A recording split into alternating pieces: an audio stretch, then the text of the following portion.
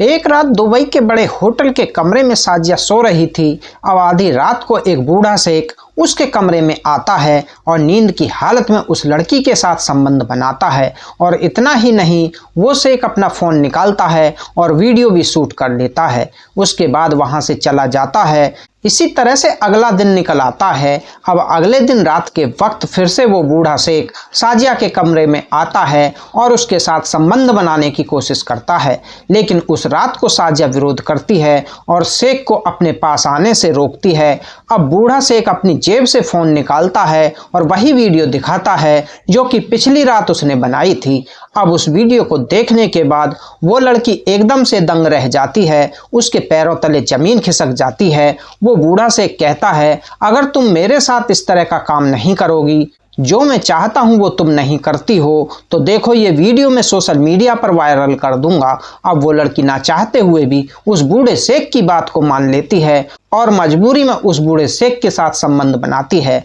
अब आए दिन वो शेख रोजाना उसके कमरे में आता और उसके साथ संबंध बनाया करता। इतना ही नहीं, वो बूढ़ा शेख उस लड़की को नुमाइश में भी लगा देता है, जहां बड़े बड़े शेख आते थे और उस लड़की के साथ संबंध बनाया करते थे। पूरी कहानी क्या है, आइए जानते हैं आज की वीडियो में। वीडियो में आगे बढ़ने से पहले आपसे बस एक ही रिक्वेस्ट, हमारे चैनल को सब्सक्राइब करें, वीडियो को लाइक शेयर और कमेंट जरूर करें। अब कहानी विस्तार से। कहानी की शुरुआत पाकिस्तान के इस्लामाबाद से होती है। पाकिस्तान के इस्लामाबाद में एक छोटा सा परिवार रहा करता था।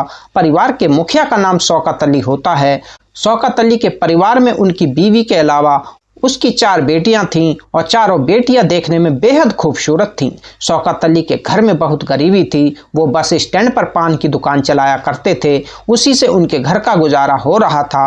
अपनी बेटी को वो अच्छे से पढ़ाते लिखाते हैं क्योंकि आगे चलकर उनकी बेटियों को किसी चीज़ की कोई दिक्कत ना हो। शौकत अली की सबसे बड़ी बेटी, जिसका नाम साजिया था, साजिया की पढ़ाई कंप्लीट हो गई थी और वो पढ़ाई कंप्लीट करने के बाद एक कंप्यूटर सेंटर ज्वाइन कर लेती है क्योंकि कंप्यूटर में उसकी रुचि थी। एक दिन साजिया अपने अब्बू से कहती है, अब्बू मुझे कंप्यूटर सीखना है क्योंकि कंप्यूटर के बिना अब कोई काम नहीं होता है। जिस तरह से अभी के दौर में कंप्यूटर की डिमांड है, उस हिसाब से कंप्यूटर सीखना बहुत ज़रूरी हो गया है। साजिया के अब्बू कहते हैं, ठीक है बेटा, तुम कंप्यूटर क्लास ज्वाइन कर लो और जाकर पूछ लेना फीस वगैरह कितनी लगेगी, मैं तुम्हें उतनी रकम दे दूंगा। साजिया अपने घर के ही नज़दीक वाले सेंटर पर चली जाती है, वहां पर जाकर बातचीत करती है और फिर कंप्यूटर क्लास ज्वाइन कर लेती है। अब इसी तरह से धीरे धीरे वक्त गुजरने लगता है। साजिया उस कंप्यूटर क्लास में कंप्यूटर सीखने लगती है। उसी दौरान साजिया की मुलाकात एक लड़के से होती है। उस लड़के का नाम हामिद होता है। हामिद भी उसी कंप्यूटर सेंटर में कंप्यूटर सीखा करता था। धीरे धीरे उन दोनों के बीच में बातचीत शुरू होती है और दोनों के बीच फिर दोस्ती हो जाती है। दोनों की दोस्ती कब प्यार में बदल गई, दोनों को पता ही नहीं चलता है। अब इसी तरह से धीरे धीरे लगभग 6 महीने का वक्त गुजर जाता है। पिछले 6 महीने में वो दोनों एक दूसरे से बेहद प्यार करने लगते हैं। दोनों एक दूसरे के साथ साथ जीने मरने की कस्में भी खा लेते हैं। और इतना ही नहीं, वो दोनों एक दूसरे के प्यार में इस तरह से अंधे हो जाते हैं कि दोनों एक दूसरे से संबंध भी बना लेते हैं। कई बार कंप्यूटर क्लास जाने के बजाय साजिया अपने प्रेमी के साथ सुनसान जगहों पर होटलों में मिलने के लिए चली जाती थी और वहां जाकर वो अपने प्रेमी के साथ संबंध बनाया करती थी। जब एक बार साजिया अपने प्रेमी के साथ संबंध बना लेती है तो उसके बाद वो अपने प्रेमी से मिलने के लिए एकदम से बेचैन हो जाया करती थी। जब तक कि वो अपने प्रेमी से नहीं मिलती थी तो वो एकदम से अजीब तरह की हरकतें करने लग जाती थी। साजिया को अपने प्रेमी की लत लग चुकी थी, लेकिन कहते हैं ना, इश्क और मुश्क कभी छुपाए नहीं छुपता। किसी तरह से एक दिन साजिया के अब्बू को पता चल जाता है उनकी बेटी का किसी लड़के के साथ प्रेम प्रसंग चल रहा है। गांव का ही एक आदमी उनको ये सब बता देता है। अब साजिया के अब्बू एक दिन शाम को दुकान से घर जाते हैं। जब घर जाते हैं तो अपनी बेटी को बुलाते हैं और अपनी बेटी से पूछते हैं कि बेटा, क्या ये बात सच है? अब साजिया डरते हुए कह देती है कि जी अब्बू, ये बात सच है और मैं हामिद से प्यार करती हूँ, उसी से शादी करना चाहती हूँ। अब साजिया के अब्बू कहते हैं कि बेटा, मैंने तुम्हें किस लिए कंप्यूटर सेंटर भेजा था और तुम ये क्या कर बैठी? देखो, आज के बाद तुम्हें कंप्यूटर सेंटर जाने की ज़रूरत नहीं है और घर से कदम बाहर रखने की भी ज़रूरत नहीं है। तुम्हें जो भी चीज़ चाहिए तुम अपनी अम्मी से कहना, वो तुम्हें ला कर दे देंगी। लेकिन आज के बाद तुम घर से बाहर नहीं निकलोगी। अब इस तरह से साजिया का कंप्यूटर सेंटर जाना भी बंद हो जाता है और घर से निकलना भी बंद हो जाता है। वो घर से अब कहीं नहीं जाती थी। अब धीरे धीरे करके इसी तरह से 1 महीने का वक्त गुजर जाता है। पिछले 1 महीने से साजिया अपने प्रेमी से नहीं मिल पाती है। उधर हामिद को भी पता चल जाता है कि हमारे प्यार के बारे में उसके अब्बू को पता चल चुका है। इस वजह से साजिया घर से बाहर नहीं निकलती है और उससे नहीं मिल पाती है।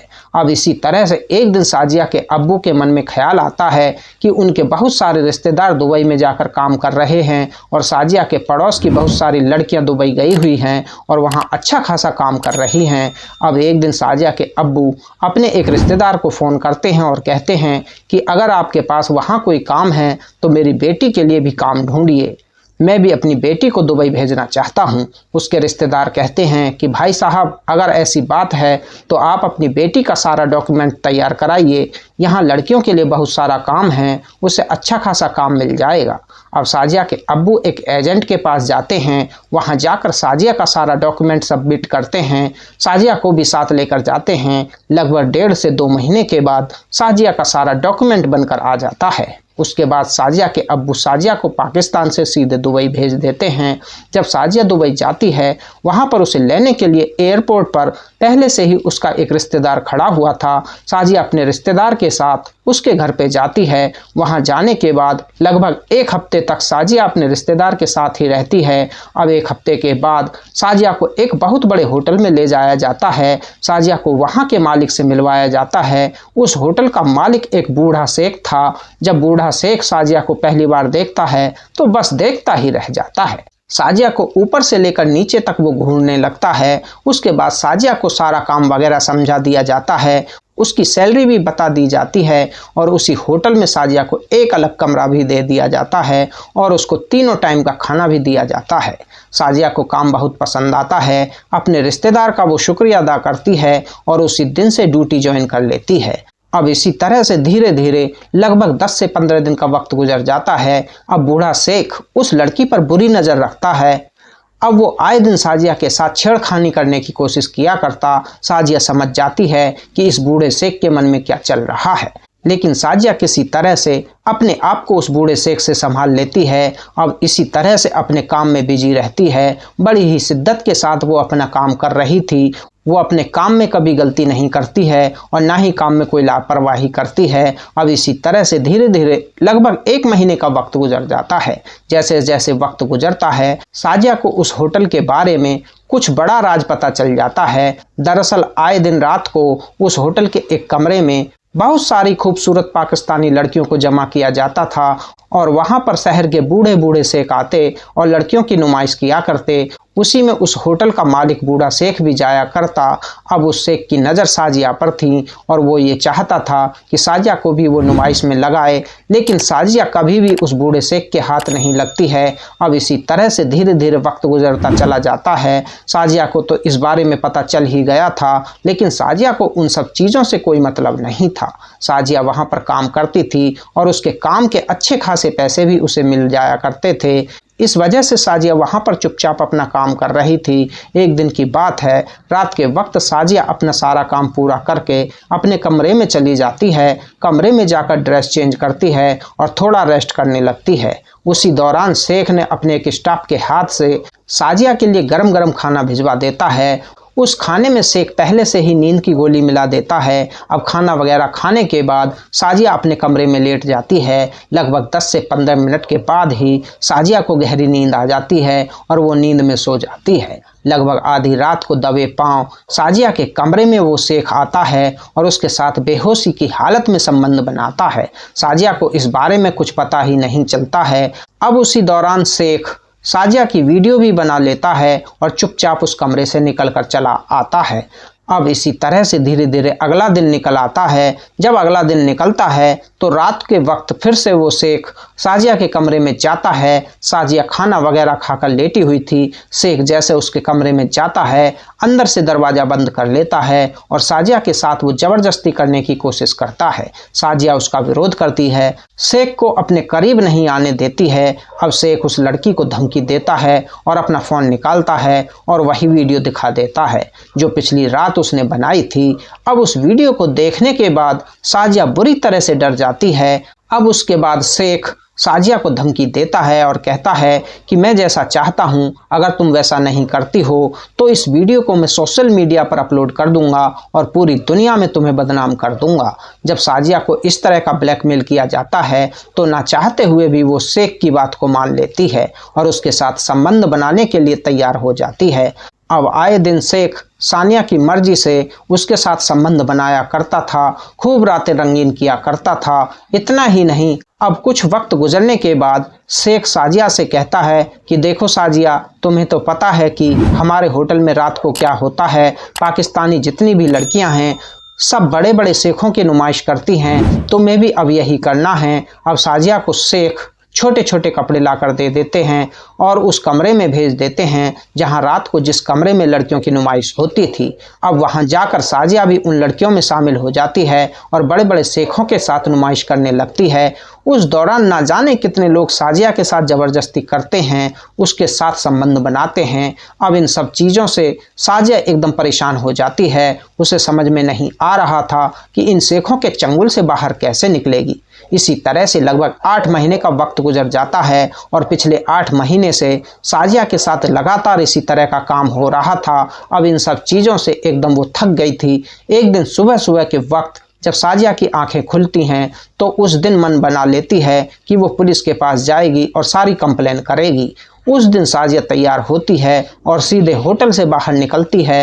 होटल से बाहर निकलने के बाद वो नज़दीकी थाने में चली जाती है। वहाँ जाकर पुलिस ऑफिसर को वो सारी बातें बताती है, पूरी आपबीती बताती है कि वहाँ का मालिक उसके साथ किस तरह का काम करवा रहा है। अब पुलिस ऑफिसर FIR दर्ज कराते हैं और सानिया के साथ उसी होटल में चले जाते हैं। होटल में जाने के बाद पहले उस मालिक को गिरफ्तार करते हैं। गिरफ्तार करने के बाद थाने लाते हैं। थाने लाने के बाद उसके खिलाफ केस दर्ज करते हैं और फिर उस लड़की को भारी मुआवजा दिलाया जाता है। भारी मुआवजा दिलाने के बाद शेख को जेल की सलाखों के पीछे भेज देते हैं और उस लड़की के लिए पाकिस्तान का टिकट बुक करवाते हैं और उस लड़की को पाकिस्तान वापस भेज दिया जाता है। जब लड़की अचानक से अपने घर पहुंचती है, उसके माँ बाप जब देखते हैं, लड़की पहले अपनी माँ के गले लगकर फूट फूट कर रोती है और वहाँ की सारी बातें बताती है। अब लड़की की माँ उसकी आपबीती सुनकर खूब रोती है, अपनी बेटी से कहती है कि बेटा अब तुम्हें कहीं जाने की ज़रूरत नहीं है, तुम्हें जो भी करना है बस यहीं रहकर करना है, हमारे सामने रहना है। अब सानिया किसी तरह से अपने आप को संभालती है और जितने पैसे दुबई से लेकर आई थी वो उस पैसे से एक अच्छा सा बिजनेस खोलती है और अपने परिवार के साथ घर पर ही रहती है। फिलहाल अच्छा खासा बिजनेस चला रही है। आज की वीडियो में इतना ही। वीडियो अगर अच्छी लगी तो वीडियो को लाइक शेयर कमेंट करें। अगर आप हमारे चैनल पर पहली बार आए हैं तो चैनल को सब्सक्राइब करें, घंटे वाले बटन को ऑल पर सेट करें ताकि आगे आने वाली वीडियो का नोटिफिकेशन सबसे पहले आपको मिलता रहे। मिलते हैं दूसरी वीडियो में किसी नई कहानी के साथ, तब तक के लिए धन्यवाद।